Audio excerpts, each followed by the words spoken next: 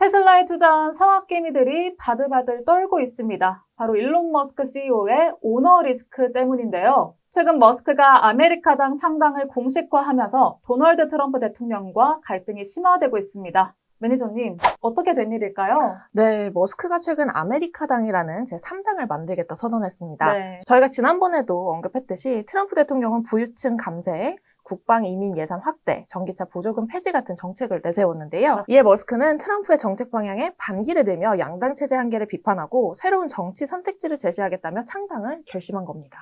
원래는 머스크가 트럼프의 최측근으로 활동을 해왔잖아요. 이제는 아군에서 적군이 된 모양인데 그런데 머스크는 아시다시피 경영인이잖아요. 정치가 아니고 경영에 집중해야 되는 거 아닌가요? 맞습니다. CEO의 본업은 결국 회사 경영인데 정치 행보에 매달리면 경영 공백이 생길 수밖에 없는데요. 네.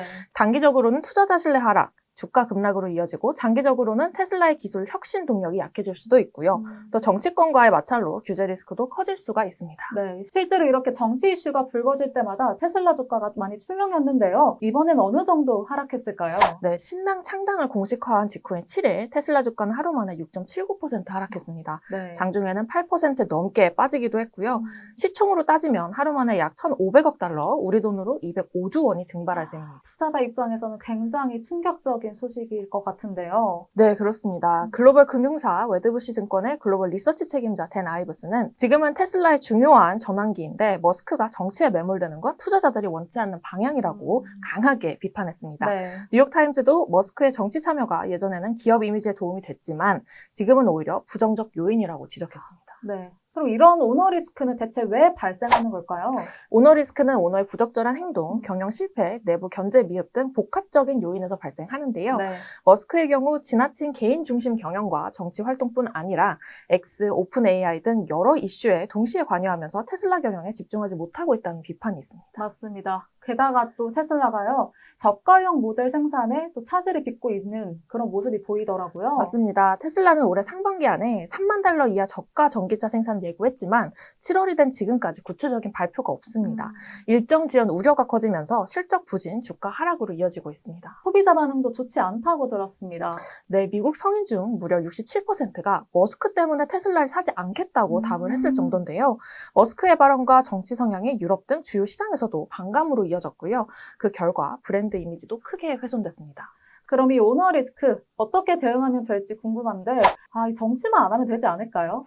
네, 이상적으로 그렇지만 현실은 쉽지 않죠. 실질적인 대안은 전문 경영인 체제 도입입니다. 머스크가 CEO 직책에서 한 발 물러나고 이사회 독립성을 강화하며 외부 전문 경영인에게 경영을 맡긴다면 의사결정의 투명성과 견제력이 커질 수 있습니다. 네, 그러니까 머스크는 혁신과 역할에 집중하고 회사 경영은 시스템에 맡겨라 이런 말씀이시죠? 네, 맞습니다. 또 주주 투자자들과 소통을 통해 머스크 개인 이슈가 기업 전체로 번지지 않도록 대응 전략도 마련할 필요가 있습니다. 그렇습니다.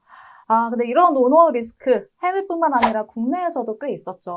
대표적인 사례가 2022년 정용진 신세계 부회장의 멸공 발언인데요. SNS에 올린 한마디로 불매운동, 노조 반발 등 파장이 굉장히 컸고요. 맞아요. 신세계와 계열사 주가는 하루 만에 6에서 7% 급락했었습니다. 네, 그때 후폭풍이 심했던 걸로 저도 기억이 나더라고요. 네, 또 김범수 카카오 창업자도 지난해 검찰 수사로 인해 주가가 하루 만에 5% 넘게 빠진 적이 있습니다. 그렇습니다. 오너의 말 한마디, 이 행동 하나가 투자 리스크로 직결되는 시대가 아닌가 싶은데요. 그런데 매니저님, 오너 리스크 하니까 삼성 이야기가 빠질 수가 없잖아요.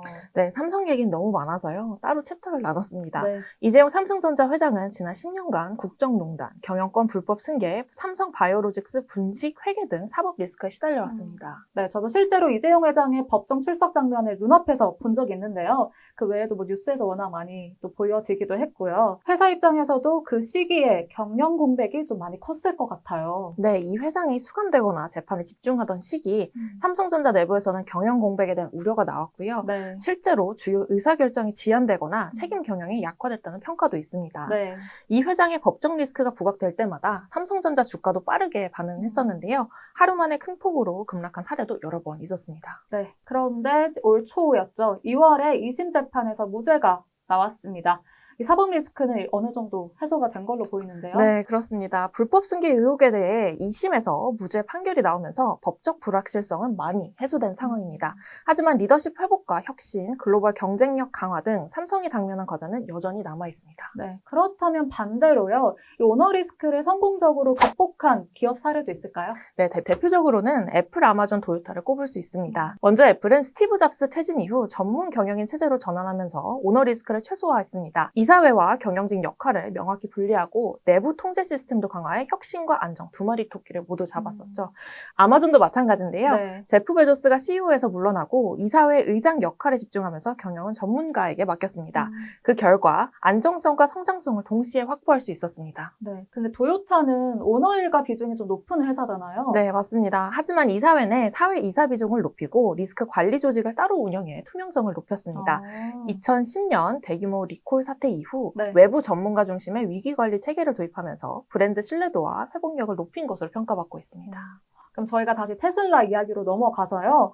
이 머스크의 오너 리스크가 불거진 지금 테슬라의 전망은 어떻게 보시나요? 네, 저 인베스팅 프로 분석 결과를 보면 테슬라는 아직 부채보다 현금이 많은 재무적으로는 양호한 기업입니다. 네. 하지만 문제는 실적 전망인데요. 14명의 애널리스트가 수익 전망을 모두 하향 조정했고 이에 따라 테슬라의 적정 주가는 현재보다 약 6% 낮은 $276 수준으로 평가되고 있습니다. 네. 과연 이 머스크의 행보가 어떻게 흘러갈지 계속해서 지켜봐야겠습니다. 네, 저희는 다음 주에도 새로운 키워드와 인사이트로 여러분들 또 찾아뵐 테니까요. 잊지 말고 꼭꼭 찾아와 주세요. 조떼꾸알 좋아요, 댓글, 구독, 알림 설정까지. 그럼 다음 주에 만나요. 안녕.